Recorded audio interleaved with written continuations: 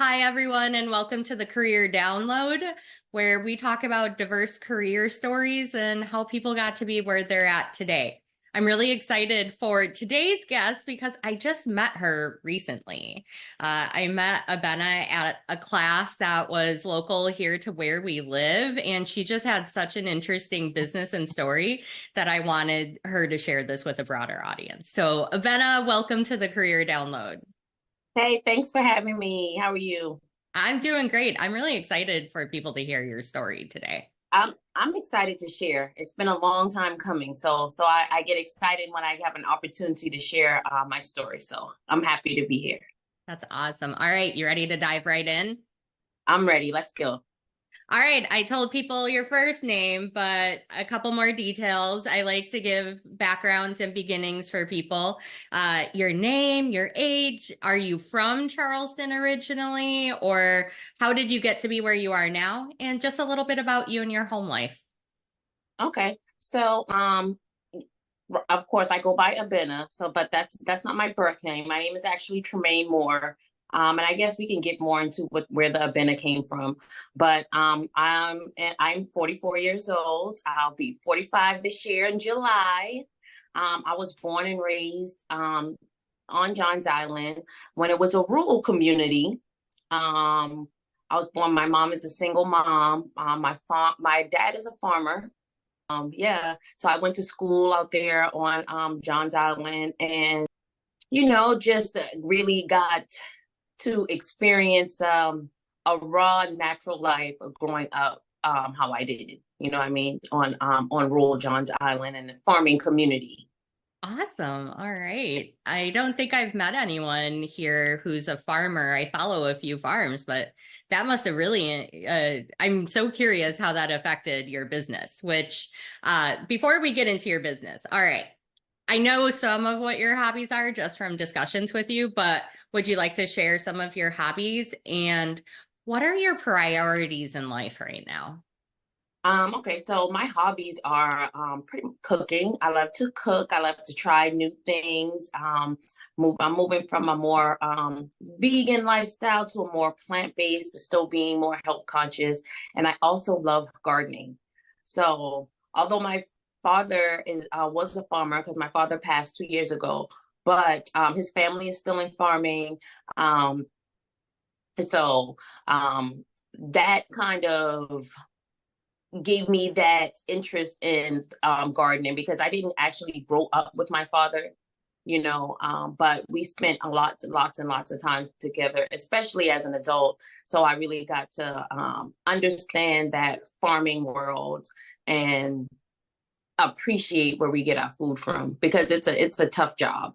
But yeah, so I love to cook. I love gardening. So that's where I'm at right now. I like to use my hands and be really natural with whatever I do. Yeah.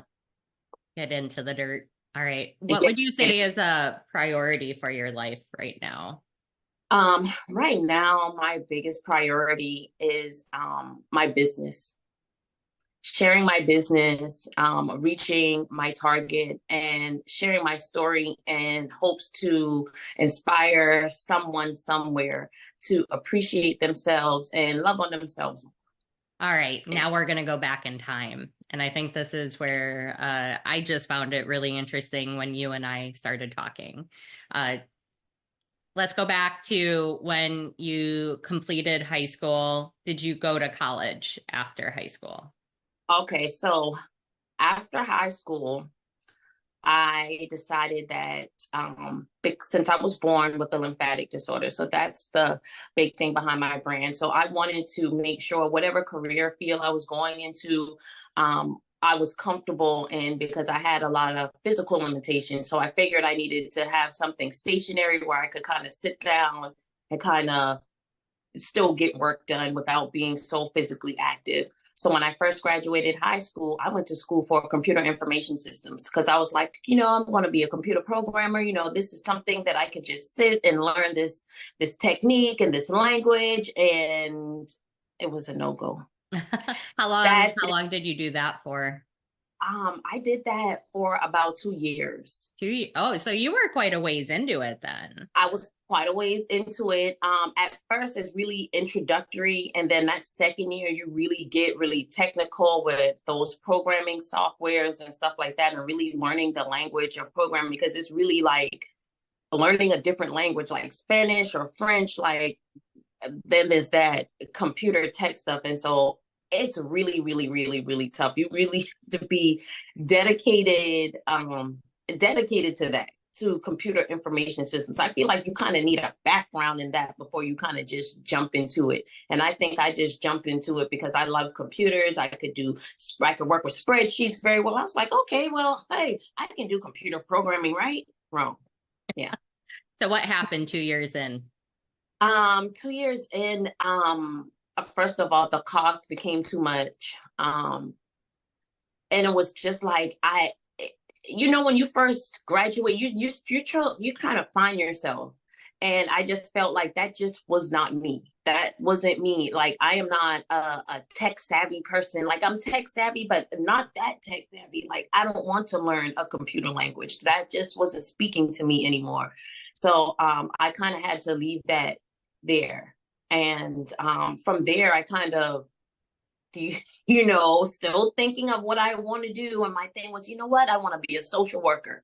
I want to get into these homes, and I want to really help people be homemakers and understand how to take care of children and how to take care of a home. And then I was like, girl, no one wants you to tell them how to run their homes. And that became overwhelming for me, because it was a lot of going to school for that, was a lot of writing and a lot of information. Like, this just is not me. I want to go outside. I want to go in nature. I want to go dig in the dirt. That's what I want to do. So I feel like what set me on the path that I'm on right now is my lymphatic disorder. So a little bit about that. So when I was born with a real lymphatic condition. It's called Klepto-Trenaunay-Weber syndrome. So it just means that the blood vessels and the lymphatic system in my left leg, it doesn't work. So my left leg is larger than my right, and then it comes with a lot of different complications. So during my early 20s, once I explored these different career paths, I started to have health issues. Mm. And I knew I had to do something. So I just really started researching holistic healing, and what I can do with that. And I just started changing my diet. And it kind of led me into what I'm doing now, which is creating natural products. Were you creating ones for yourself at that point? I was just creating for myself. I was really creating for myself. And then once I started using it, I was like, oh, I'm going to share with a couple friends and family, like, what lotions do you use? I was like, oh, I started making my own. It's like, oh, let me try. And from the feedback that I got from a few friends and family members, I was like, I could probably sell this. Yeah. So was that a life-changing moment for you thinking about that? It was a life-changing moment. It was a life-changing moment because I took that and I was like, you know what? Now I'm older. Now I'm like maybe 26, 27. So I'm a little older. So I'm thinking, I love science. You know what I mean? I love that. So I think what I'm going to do is I'm going to go to school and I'm going to focus on science. And that way, if I really, really want to sell these products, I can have, a little chemistry background so that I can really understand what I'm doing. At that time, I wasn't 100% sure that I was going to, what the success was going to be if I decided, like, this is what I'm going to sell these products. But because I didn't have the funds, I didn't have the financial backing. I didn't know anything about business or anything. I just knew I know how to create a good product that a few people loved. So I went to school, I got that background, and I started with just an associate's degree in science with the focus on chemistry. Okay. And I got some advice from someone because by this time I'm going to school and I'm starting to say, okay, yeah, this is what I'm going to do. I am going to use these skills and I'm going to perfect these products. By this time, I'm selling the products at the flea market and locally at our flea market here. And I'm just like, okay, we're doing this. We're doing this. And it just grew. It just grew from there. Someone gave me the advice. They said, I wanted to go to the College of Charleston. I already started to apply so I can go into chemistry, so I can get my bachelor's in chemistry. And they were like, because it was overwhelming. Chemistry is very overwhelming. Learning, It's that is, not for the faint of heart at all. once you get to organic chemistry, it's just like, hold on here. I had to stop a lot of things that I was doing to really focus on school during that time.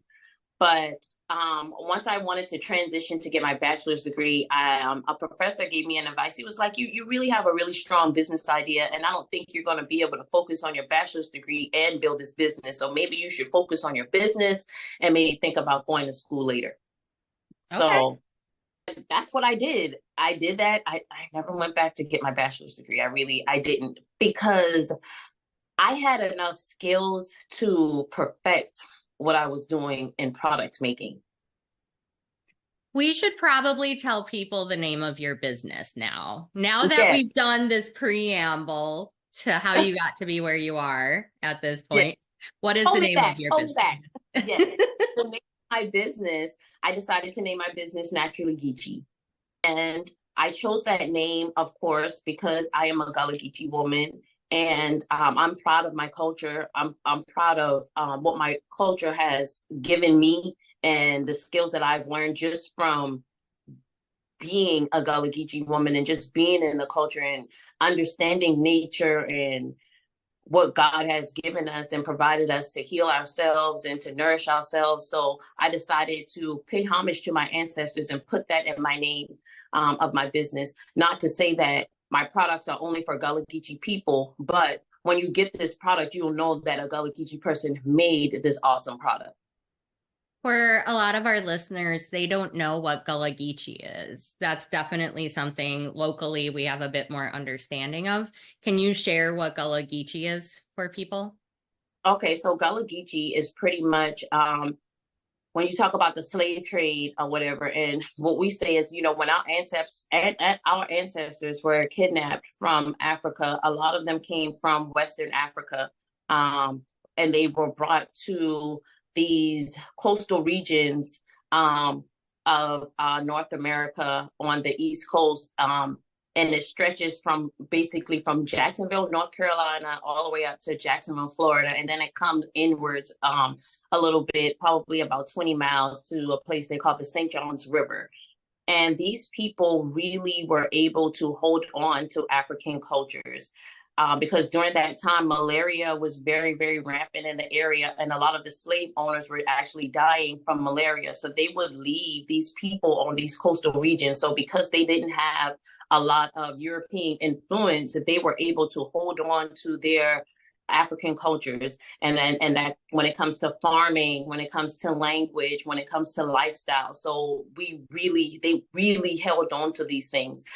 So when you come here, we sound different. People feel like we sound like we're Caribbean, but we're not Caribbean. It's just a mix of English and different African dialects that these slaves had to incorporate to learn how to communicate, And it's with an each other. official language too. It's It's an recognized. official language. Is recognized in the United Nations as an official language. We have our own flag. We have a queen of the Gullah Geechee Nation that's very representative for the culture and preserving landways and our waterways and helping us to more understand climate changes that our ancestors understood and weren't building on certain places that they're building on now. It's just so it's a whole culture of understanding the land and in which you live on, and so we really embrace that. I love your story because you can feel the history in it, especially when you're talking about the Gullah Geechee and also knowing your father was a farmer and now you're carrying on for your generation also your love of nature and, like you said, getting in the dirt. I'm wonder if that's why people can feel it in your products, is because you have so many people who have come before you that are influencing you now, like you said, your ancestors.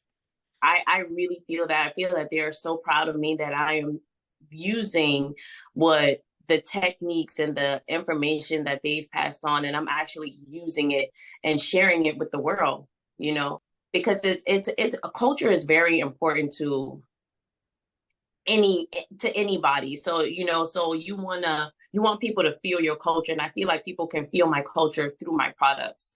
Even when I make my products, I only make my products when I am feeling excited, when I'm happy, and when I'm not feeling well. I feel like energy transfer is real. Mm-hmm. So I don't want to make products if I'm not feeling good, you know. Because you don't want that to go into your products that someone's going to use. Exactly. So when people use my products, they have a sense of, oh, elegance and self pride and love. You know what I mean? Because it's you touching on yourself and rubbing on yourself, rubbing a lotion into your skin, and really giving yourself some self love and paying attention to what your body needs. Yeah. So, understanding your background and how you got to be where you are now, still, even when you completed your associate's degree and you started, that's quite some time. We're talking a decade. What Yeah. happened during that time? A lot happened during that time.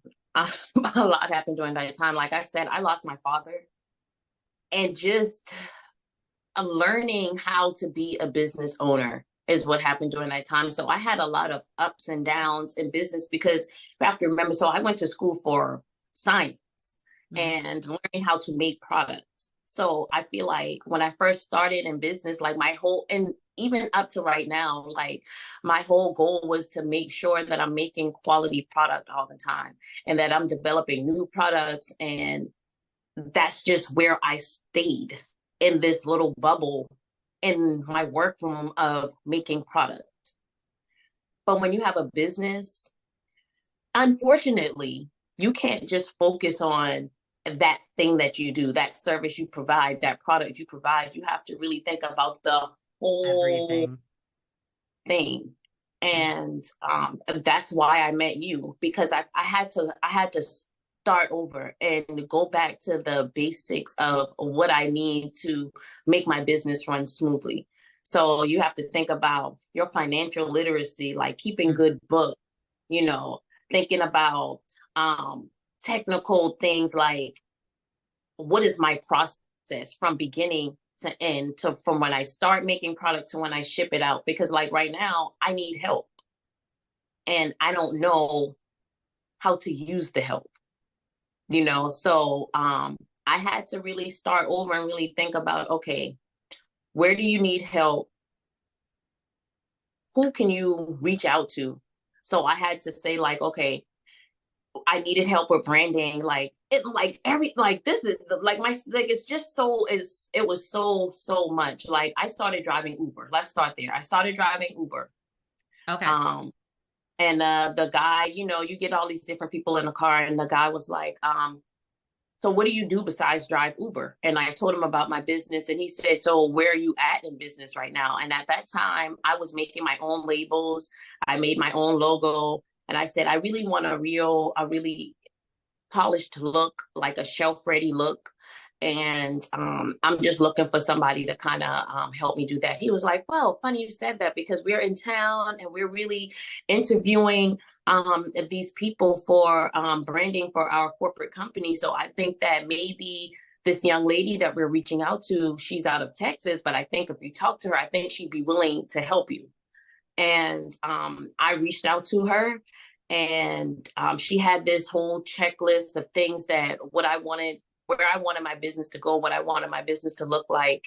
And she just rebranded Naturally Geechee into what you see now, with the more sustainable packaging, eco-friendly labels, it just everything.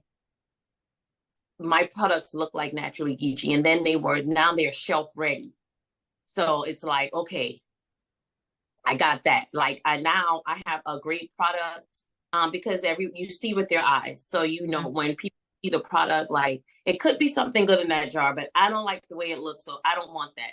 But now it's like I have the aesthetics, with the jar, and I also have a great product inside. So now it's like, okay, I got it, but no, I don't got it. Yeah, once you get to that point, you realize, okay, I need customers now. I need more customers now, but how do I get to these customers? So how do That I is, get there? that's so hard. And I'm hoping that people who are listening to this take a look at your product too. And hopefully that can give you some reach for your product too. Because I met you at a boot camp for Pretty much. entrepreneurs. The intersection of us meeting was data. And I shared that I was a newer business owner too. So your interest in customer, every business owner needs to understand where they're going to get their customers. Have you taken any action on that, or where are you at with that? So yeah, so I've taken action. So what I did was I joined the local business development center. So when I joined them, and this was I'm going back maybe 4 or 5 years ago. So all of these things like kind of happened back to back, but I joined the SBDC, and they kind of helped me to round out my business and say like, hold on now, because someone told me, they were like, you don't have to file taxes or anything like that. You're just starting in business, you're not making that much money, so you don't really have to file taxes. And that was one of the things that I told them, and they were like, girl, you do need to file taxes, ma'am. You should file taxes every year. And not only that, like they again got me in touch with different marketing companies, accounting, you know what I mean, and made me really think about the structure of my business, making sure that I had business licensing and making sure my business was registered with the state. So I did all of that. And then even that wasn't enough. You know what I mean? So that's why I joined in with Low Country Local First, because it's important. It was important for me right now to start networking with other small business owners, and just in other potential customers that I could run into from networking experiences. So that's where I'm at right now. I'm just learning how to put myself out there in the community until I can have more of a community reach, because I'm doing good behind the scenes, but I feel like on paper and what people can see visually around me, they can't see it, because like I was given an award from the SBDC. I was given the Entrepreneur of the Year, and the Small Business Association last year I was awarded the Business Person of the Year, the Small Business Person of the Year. So I have these great awards, but I still feel like I need my business. I need people to see my business locally, and I don't have a local reach right now. Oh man, girl. I feel like so many people are just going to relate to that so much. And I'm so happy that you're sharing your story to show that it's not just creating something. All the It's too much. It's overwhelming. I feel like owning a business is not for the weak. You have to be very dedicated and persistent and consistent in everything you do, and you have to be on top of everything. And when you get to a certain point, you have to learn how to delegate responsibilities and different tasks to people. And I had to learn how to be a boss. Like you really have to learn how to be a boss and how to delegate, because if not, it's really really tough, and it's really overwhelming, especially for me.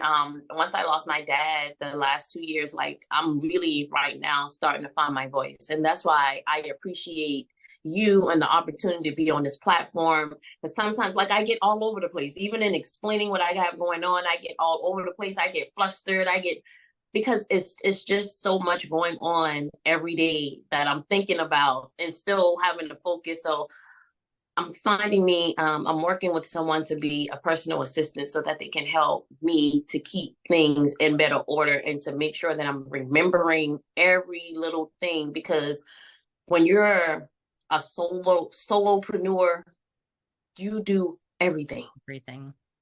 All right, Abenaa, we're coming up on time for our episode today. Uh, You've been really honest with not only how you got to be where you are and the struggles, but what's the thing that keeps you doing this every day? So honestly, the thing that keeps me doing this every day is the reason why I started, which is my lymphatic condition.